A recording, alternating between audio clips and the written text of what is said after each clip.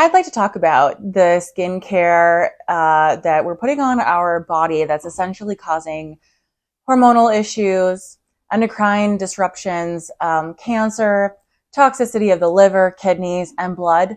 And they're all things that I've put on my body and likely that you've put on your body. So instead of being scared of the things and then coming back around a few years later after getting your whatever it is, the diagnosis that's caused an autoimmune disease, how about we figure out what we're putting on our bodies and in our bodies, but today it's on our bodies. Let's figure out what we're putting on our bodies and then what not to, and then give our body a chance to detox, and then we'll go from there. Let's start.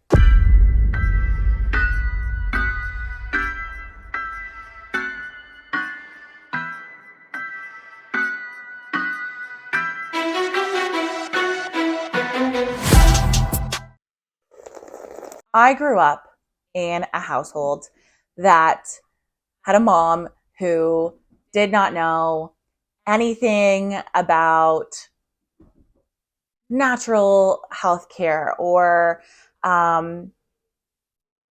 organic foods, or why you should not be consistently feeding your child microwavable dinners. My mom didn't know anything about harmful microwaves, all those things. And to be honest, even today, she's still the same person in terms of how she lives as when I was a teenager and a child and growing up. And it goes to show that sometimes this information just isn't meant to land for certain people. So I want to remind you that as you are heading on your own health journey, trying to figure out how to better your health, and you don't want to put shit on your body, and you've just realized that big pharma has a big circular kind of, what is it called? A vicious cycle. You're realizing that the reason why people are getting ill is likely not because of, cancer, like what causes cancer? It's the things that they're selling us. And if you look at a lot of these skincare brands and who's on like who's a board member and how they're funded, you can see a lot of these things linking back to big pharmaceuticals. So I don't know how there's going to be a desire for you to send this type of information to other people who maybe haven't woken up to these things. And you should, because you should always feel like you at least tried to help protect the ones you love. But just know that sometimes on this journey, it can be lonely because so many people think you're kind of crazy, and they'll go, well, why would a skincare company want to put in harmful ingredients? And you're going to go, to keep us all ill and in a vicious cycle, and they want to us, and they're going to think that you're an absolute crazy conspiracy theorist who's dumb. And it's taken me 2 years to finally be okay with that.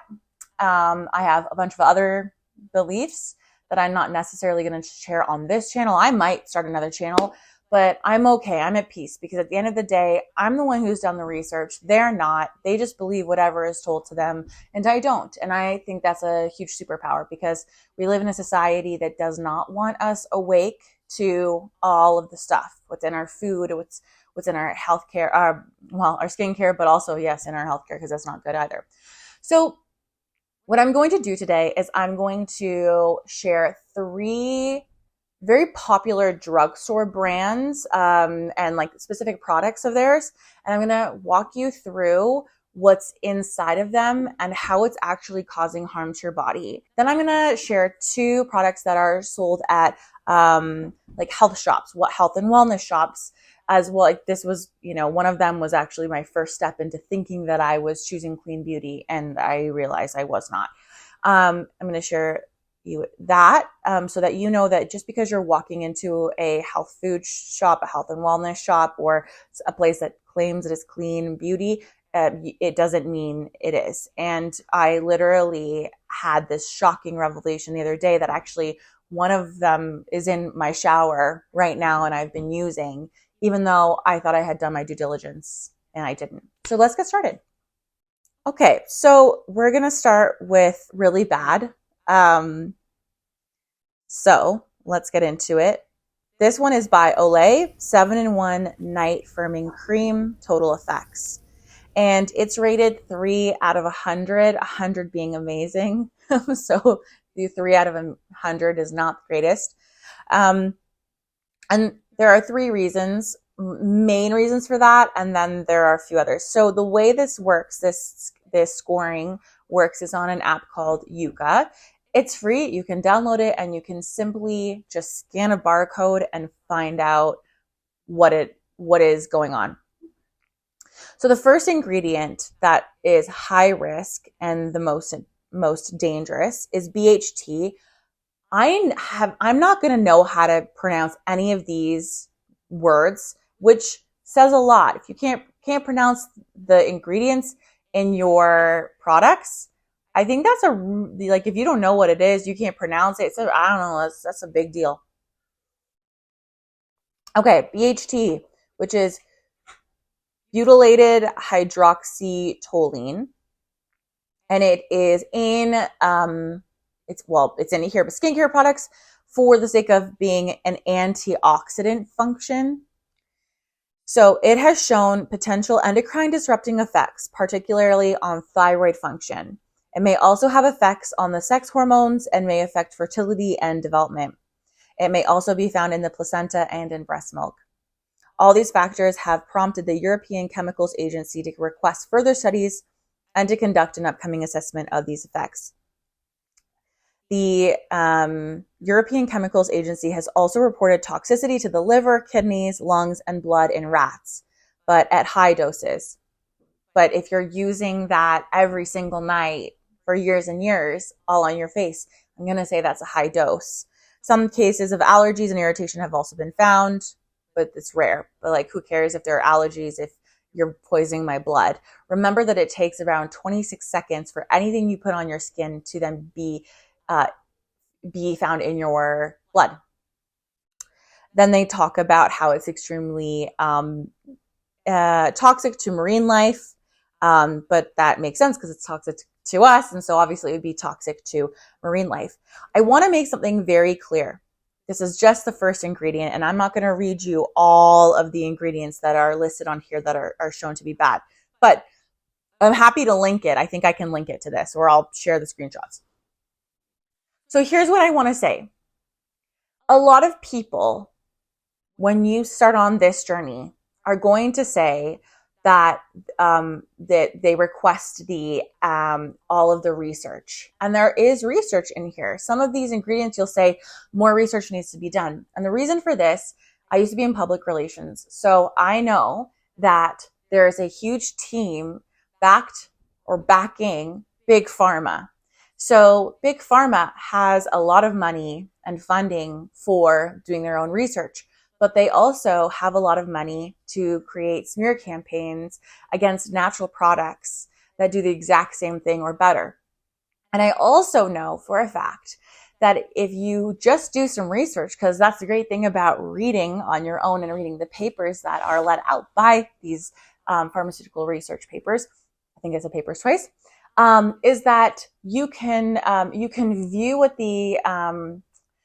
the outcome is for the actual human study for the medication that they're pushing, but you can also see the outcome of the placebo effect.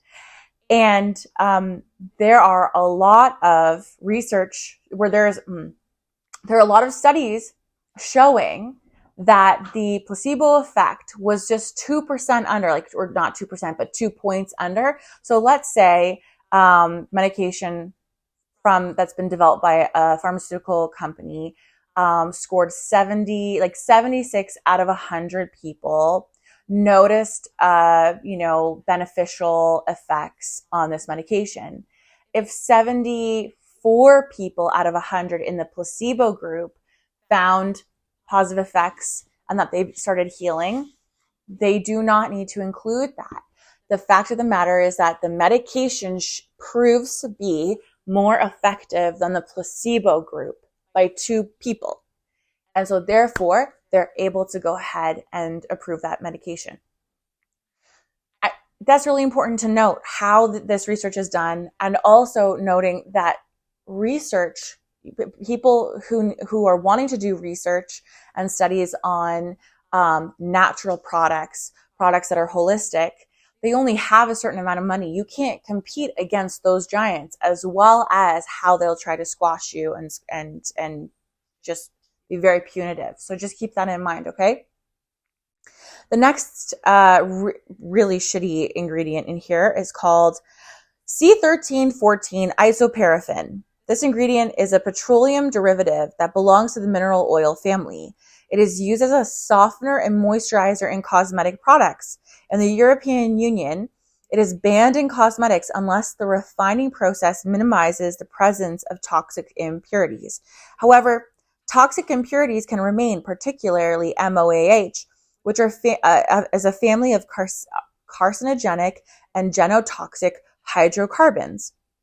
Some studies indicate that it's not possible to eliminate them completely. As for MOSH, the main constituents of the mineral oils used in cosmetics could accumulate in the body, especially in the lymph nodes and liver, and cause inflammatory reactions. Inflammation in the body causes illness. And these oils should be avoided, particularly in products where it's a risk of ingestion, such as lip balms and lipsticks. The question is, why is that even in a skincare product when we have all of these other natural products that you could just put in there? You know what I mean? But I mean, one of the things that you could do is, if you want something to create softness, you add avocado oil. But the thing is, avocado oil has a limit on shelf, stability. Whereas these products want to be able to prolong the shelf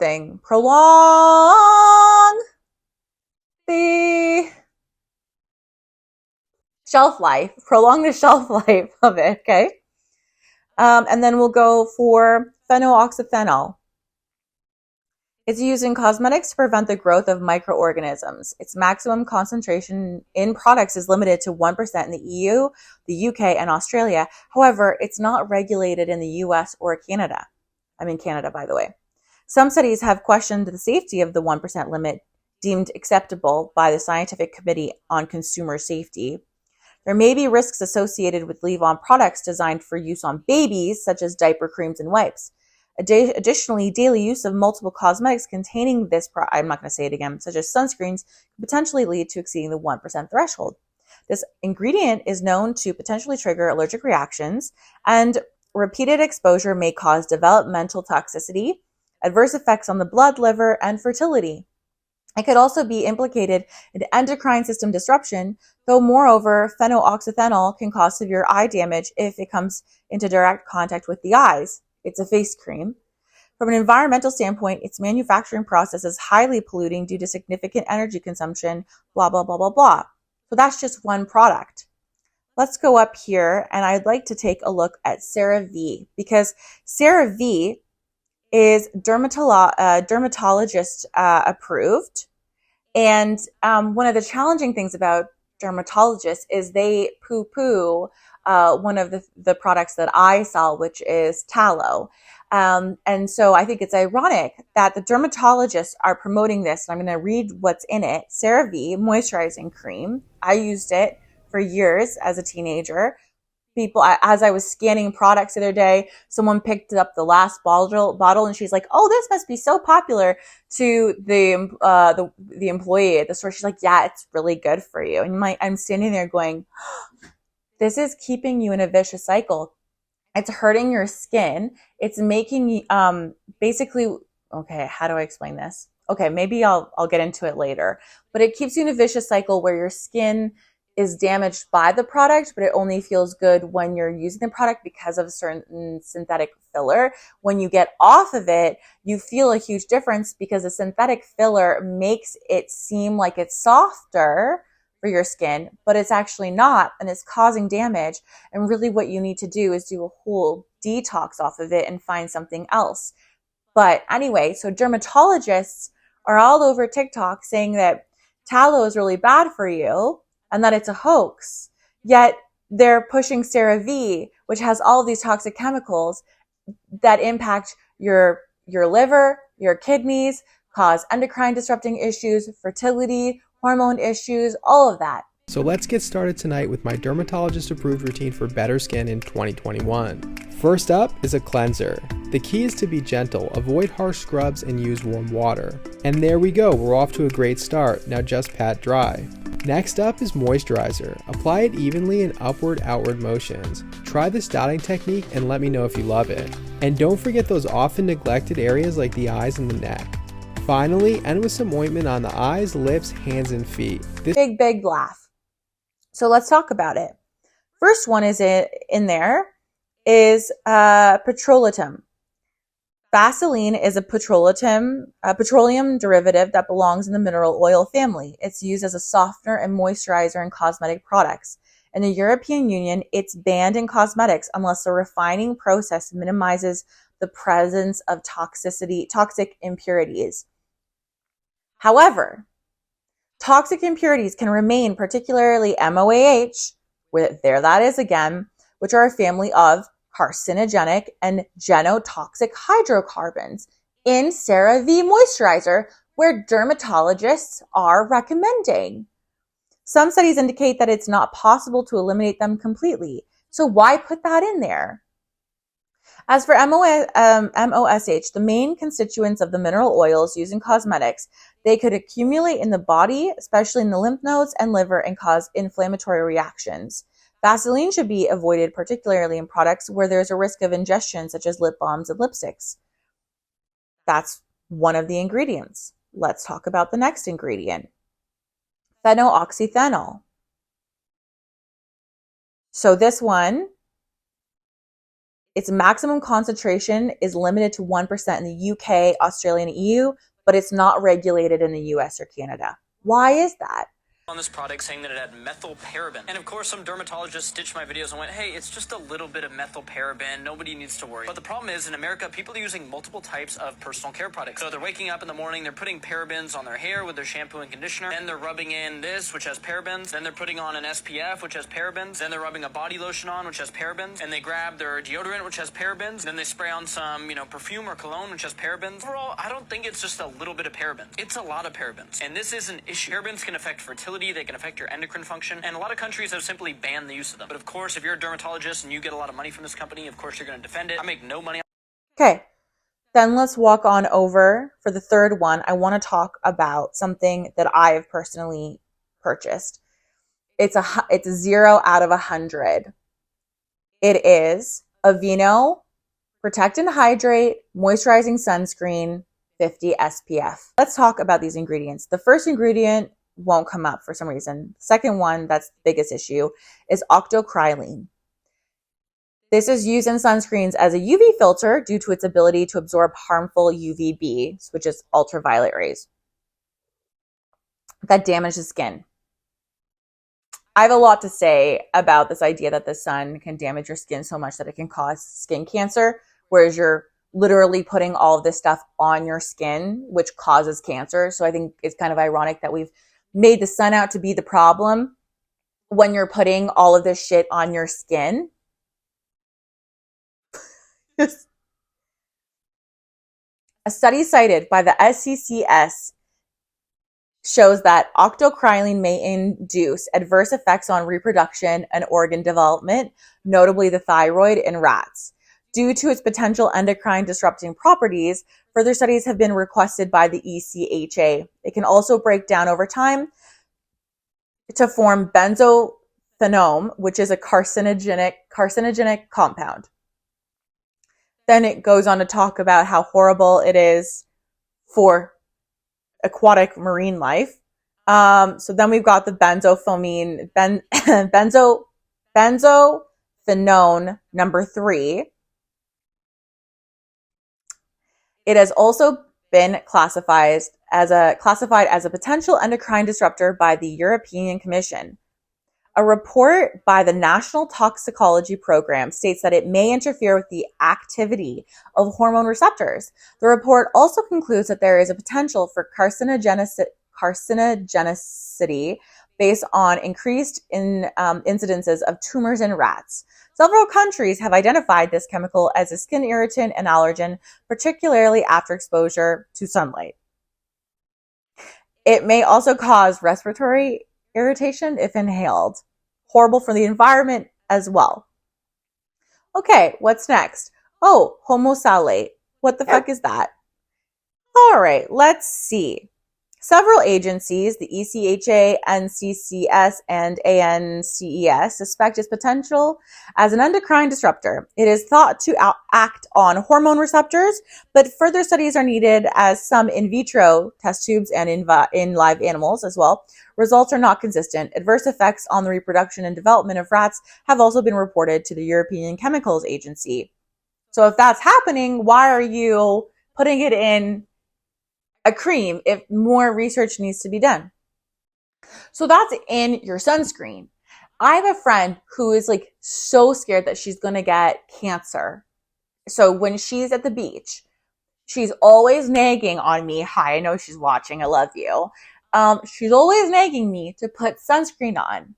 And she twitches that I will not put sunscreen on, but I've most recently found all natural products like certain nut butters, like shea butter and that kind of stuff. I'm not putting peanut butter on my skin.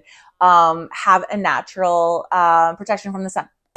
Anyway, but I don't necessarily think you need to have protection from the sun as long as you are not like baking yourself all day, every day, which is what you're not supposed to be doing. Point being, she is so terrified of getting cancer. It's like in her head all the time. And I watch her like slather herself in these drugstore sunscreens. And I'm just thinking, isn't this like a self-fulfilling prophecy? Like this makes no sense at all. Like I just need everyone to like just stop being indoctrinated and just go, okay, this is what I've been taught. Let me step away from it for a little bit and question some of these things. I remember thinking, well, this is good to put on my skin because if it wasn't, then it wouldn't be sold. That doesn't make sense. We have agencies that are put in place to protect us and keep us safe, right? Right? And it's not the case. It's not the case. So that was 3. I have so many more and I'd be happy to do more videos. Please let me know if you'd like to see more videos or if you would like me to review one of your products. As promised, now we need to go into the products that are in some of the, we need to go into the products that are sold in natural health shops, as well as like in the aisles that claim to be organic or healthier for you, because you just automatically assume it's all going to be okay. Hi, I love you. Yeah. So we need to talk about the brand that I first started using when I started to question what was in my products. Now, this is a lot better than the products that I just stated, but it's not the greatest. And you can find it in health food shops as well. And when I say health food shops, obviously they're selling shampoos and products and everything. So we've got Sukin. Sukin is rated 41 out of 100 on Yuka, and it's rated as poor. And I have gone through all of the other products and they all rate in the poor. So it's basically 40 and under. The main reason for this is for a few things. Phenioxyethanol, which I've already talked about. It's just a reminder that it's used in cosmetics to prevent the growth of microorganisms. And again, that it's limited to a 1% in the EU and the UK and Australia, but not regulated in any way for Canada and the UK. And so this ingredient is known to potentially trigger allergic reactions, which is, not a big deal, but repeated exposure may cause developmental toxicity, adverse effects on the blood, liver, and fertility, and it could also be implicated in endocrine system disruption, though further studies will also need to be confirmed. And this also causes severe eye damage if it comes into direct contact with eyes. This is, this is all across the board for all of Sukin stuff, but this specific one is the Sukin Cleansing Gel Sensitive. And this is going on your face. So very like possible that it's going to, and probable to go into your eyes. I was deeply saddened by that because that was like, for a year, I was on all their stuff. Like, and if you look at the branding, it's like this free, this free, this free. It makes it seem in their branding that this is a good choice, but it's not. I will make 2 suggestions on what you can try instead of that. Actually, you could use instead Karina Organics, which I have. It's rated 100 out of 100. I don't need to read any of the ingredients because it's 100 out of 100, but I've gone through it. It's beautiful. All of it is, you can pronounce it. They explain what it is. It's really great. So Karina Organics for the shampoo, conditioner, and even the hairspray, I think was like 93 out of 100. So you could go for that one. Next one was, and I'm so deeply saddened by this, the Unscented Company. I'm really saddened by this because, you know, the thing is, our liver has to process absolutely every single thing that we smell. So when you're smelling the Lysol toilet bowl cleaner, you're processing, that's going into your body and you're having to process it. That causes horrendous hormone disruption. If you're putting in the silly laundry detergent flakes by Tide and this and that, that's what you say, oh, I'm making my own detergent. No, you're not. You're making your own hell. You're causing your own demise. Anyway, the Unscented Company has really pushed this big deal of like not being scented because we have to process everything through our liver. It's rated 43 out of 100. It has the phenylocthenol that I already mentioned. And it has the bihentrimonium chloride. There's a low risk for it, but it's still in there. Anyway, so it's mainly due to the phenylocthenol in there. It's not rated bad, but it's not rated good. It's rated poor. And then the other thing that I really want to bring to your attention that I was shocked at as well was Nature Clean laundry detergent. Look at this. Look at this. It just makes it seem 99.9% natural laundry liquid. Sometimes it's just hard to ask too much of these companies, but what is in here is rated 22 out of 100. This is a preservative that was used as a replacement for parabens after studies suggested that they were harmful to human health. This compound is highly allergic and severely irritating to the skin, eyes, and respiratory tract. For this reason, it has been banned from the leave-on products in European Union, Australia, and Canada. Oh, that's very nice. And limited to a maximum concentration of 0.0015% in rinse-off products. In other countries, such as the USA, it can be found in a wide variety of products. Several studies have also shown that it causes neurotoxicity in rats. In addition, it's also very toxic to aquatic life. Then you have citrus medica limonum peel oil. So fragrance is a really sneaky way for companies to hide things in.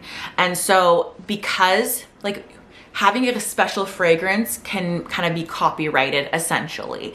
So you can hide a bunch of shit in there and claim that you can't share what those ingredients are so that someone doesn't steal your special sauce.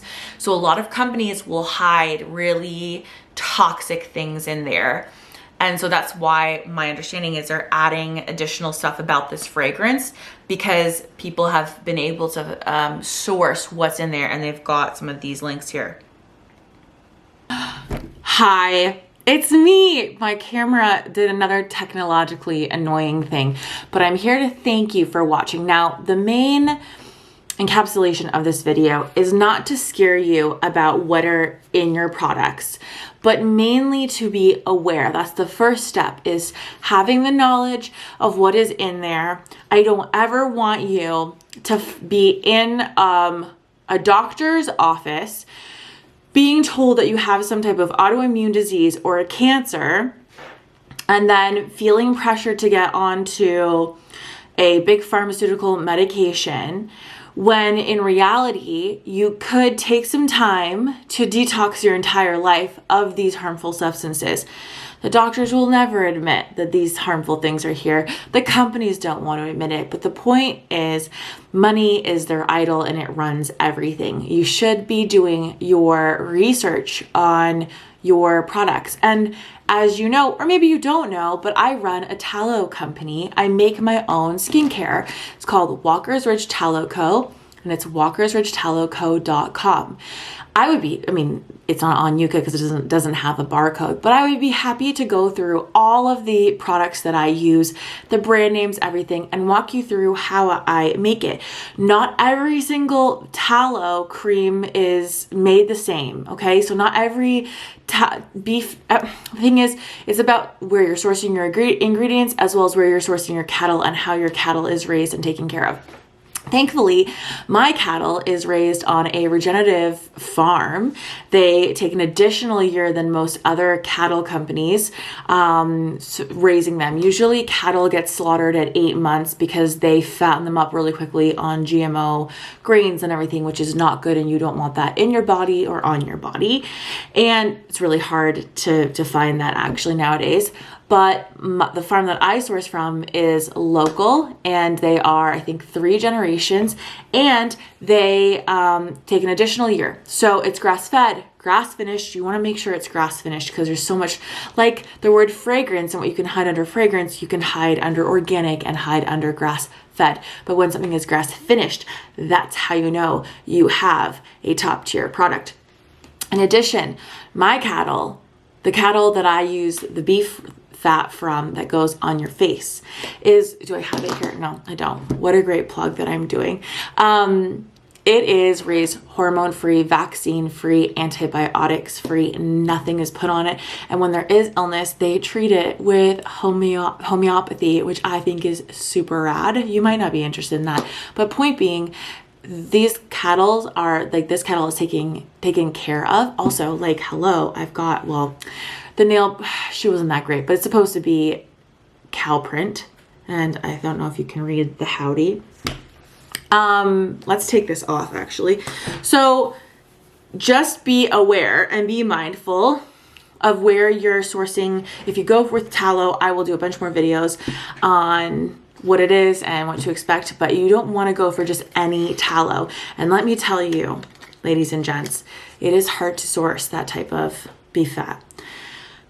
But I did, and it's superior. So being aware, remembering to balance it out, like you do not need to get rid of absolutely everything. I do my darndest to take away chemicals from my skincare, my hair care, and what I'm eating, though it's very challenging to remove it from what you're eating. I still eat junk food sometimes.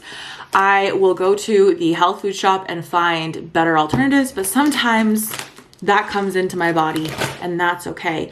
And I like my nails, and we could get into all the poison in that as well. So this is not about shaming you. It's just about educating you so that you get to decide what you want to do, and that you're not thinking that you just randomly got cancer because cancer runs in your family. Cancer is being pushed as like, oh, we don't know where it's coming from, blah, blah, blah. We do know where it's coming from. It's coming from all of your seed oil, oat, and mostly the oat lattes, but the almond milk lattes as well. Seed oils. We've got processed sugar. There's an 11-minute documentary on YouTube on how refined sugar is made. Once you watch that, you're never gonna, like, sugar is not actually a real thing then. Like, yeah, cane sugar and beet sugar, but like the sugar that's put into everything, that's not a real thing. That is like a full-on chemical shit. And that makes sense why everyone's getting cancer. Anyway, thank you for listening. Thank you for watching. If you have comments, like, leave them and we can chat. I'm also curious to know if anyone knows more about Yuka, because I know that some people like using Yuka and some people think that they're sure, it's a free app, but it definitely gets you started somewhere. And I'm curious what you do and what products you use, like genuinely what products you use. Let's start building up a list, and I'll make a video or maybe like a resource on all of the products that we can use and that we can feel really good about, and some of the products that have harmful chemicals we can stay away from. Remember to like, subscribe, share, do all that stuff, and I love you, and I'll see you in the next one. Bye!